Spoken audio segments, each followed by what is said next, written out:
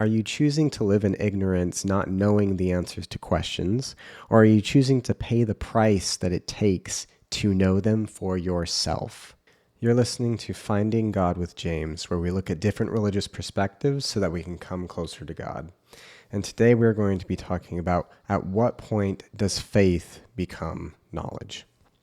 I want to kick us off with an example. Say that while you were studying math, you had a textbook that taught you that 2 plus 2 equals 6. So let's say somebody asks you to get 6 pounds of fruit. And so you go to the store and you think, okay, I like apples. I like oranges. I'll get 2 pounds of apples and 2 pounds of oranges. And I know based on what I've learned from my textbook that gets me 6 pounds of fruit. And so you go to this person, you bring them 2 pounds of apples, 2 pounds of oranges. And they look at you and say, well, where's the 6 pounds of fruit? Where's the other 2 pounds? And you say, what do you mean? I got you 2 pounds of apples, 2 pounds of oranges. That equals 6 pounds of fruit. And clearly somebody is having a misunderstanding here because you know that 2 plus 2 equals 6. So right then and there, you realize that either you're wrong about 2 plus 2 equaling 6, or you believe that your friend is wrong about 2 plus 2 equaling 4. And so what does that do for you? You can either assume that you're right, or you can inquire after others and see if you're actually wrong. Once you find the correct answer, you realize that that answer brings to you a sense of enlightenment. It brings with it a sense of understanding. Because as soon as you come to the actual answer of it being 2 plus 2 equals 4, you realize that in a sense, the world is in harmony again. Anytime that somebody asks you for 6 pounds of fruit, you realize that it's not 2 pounds plus 2 pounds, but it's 3 pounds plus 3 pounds, or it's 1 pound plus 5 pounds. And when you come to that realization and that understanding, your life can continue in motion without even thinking about it again. It's not that you have to act on faith anymore of what you studied in your math book. You can now act on knowledge. And that's what the gospel of Jesus Christ is like. When Jesus is talking to his disciples, or when he's inviting others to follow him, he's inviting you to know for yourself what he is teaching. And that's something that we can practice. And so I want to give you an example of the power of prayer. Have you ever taken the time to really have a conversation with God, to come to know him, to listen to him, not just to make petitions, not just to have repetitive conversations, but do you stop? Do you listen? Do you ask him questions? Do you listen for answers? And I think something that's also important is, do you follow up? When you go to pray again, do you follow up with the previous things that you talked about in your previous prayers? Do you treat it as if it's a conversation that you're having with him? Or do you pass it off as if it is some kind of a ritual, a daily ritual, or a meditation? When we attempt to apply the teachings of Christ into our lives, we come to know their impact on us in our own lives. It no longer is a matter of acting in faith, but we begin to know who Jesus is. We begin to know what his teachings are, and we begin to see how they changed our lives. Are you choosing to live in ignorance, not knowing the answers to questions, or are you choosing to pay the price that it takes to know them for yourself? If we look back on my previous example of whether 2 plus 2 equals 6, there are some questions and answers that cannot come from ourselves, meaning sometimes it's impossible for us to know the answer through our own experiences, because sometimes it takes an outside perspective for us to be able to realize what the answer is. Anytime that you come to a knowledge of something, it enlightens your mind and it enlightens your understanding. It helps you be able to navigate throughout your life successfully. One example of this idea of persevering and trying to understand knowledge and experience it for ourselves is Thomas Edison, who had attempted over 1,000 times to create the light bulb.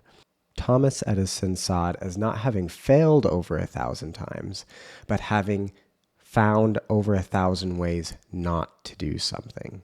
Do you take your journey of looking for knowledge in that same perspective of, do you look at it as having failed multiple times and eventually stumbling across knowledge, or having learned multiple ways in which you don't do something and then finding the answer that brings you knowledge? What not everybody realizes is that enlightenment of understanding is not the same as growth. You can grow and you can skip the process of enlightenment, of being enlightened and understanding the main principles. Everybody knows somebody that's cheated through exams, but they also know that that person did not learn what they needed to and didn't receive that enlightenment and that understanding and growth that came with understanding the material. Now, the goal isn't to continue to live on your faith, but the goal is to be able to live on the knowledge that comes from applying your faith.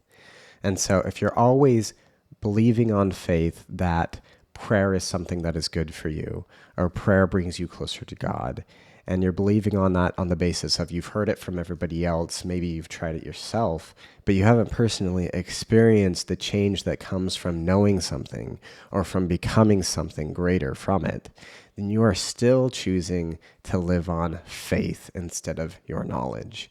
And the entire point of the gospel of Jesus Christ is to invite you to live on knowledge, to live on the experience of living those principles, living those teachings, and knowing for yourself, because those principles, those teachings have brought something greater to your life.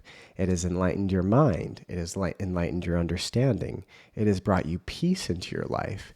It has helped you come to know who God is. Perhaps it has even helped you in your work life, in your career life, in the relationships that you have with. It doesn't only have to be helpful in spiritual experiences, but it's also meant to be helpful in your social interactions and in your professional life as well.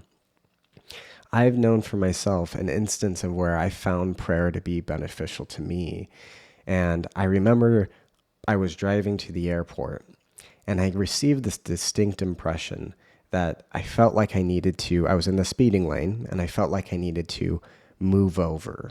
And so I started to move over as I'm in the fast lane. And just as soon as I made my way to the far right side, crossing 5 lanes of traffic, the tire on my car pops and my car starts to get a little bit out of control. But because I had listened to that impression, I was already on the right side of the highway and I could quickly pull off the road and to get to a place of safety. I know for myself that the power of prayer has changed my life. That's one of many instances where I have seen answers to questions that I've had or to petitions for safety that have changed my life.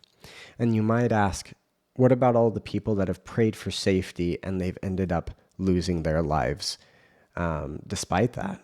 And I think those are important questions to explore for yourself. I want to remind you that praying isn't meant to make you invincible. It's not meant to make you have a life that is free of hardship and struggles. That would defeat the purpose of our experience here. Prayer is meant to help you through it, strengthen you, help carry you forward, inspire you, enlighten you, comfort you. Remember that prayer is a conversation with God.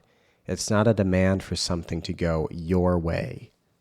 I want to invite you to know for yourself all of the questions that you have, the doubts that you have, so that you can know what the answers are because you've tried them yourself. You've gone through them yourself.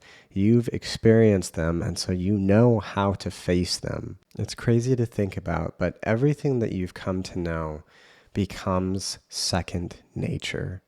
You don't have to think about everything that you've learned in grade school about math or about history or about science or about English. You just live by those principles and they carry you forward in this life. And you don't think about all of the ways in which they've enlightened your mind and understanding, or all of the ways in which they've helped you to learn and understand other greater ideas and questions and principles in your life.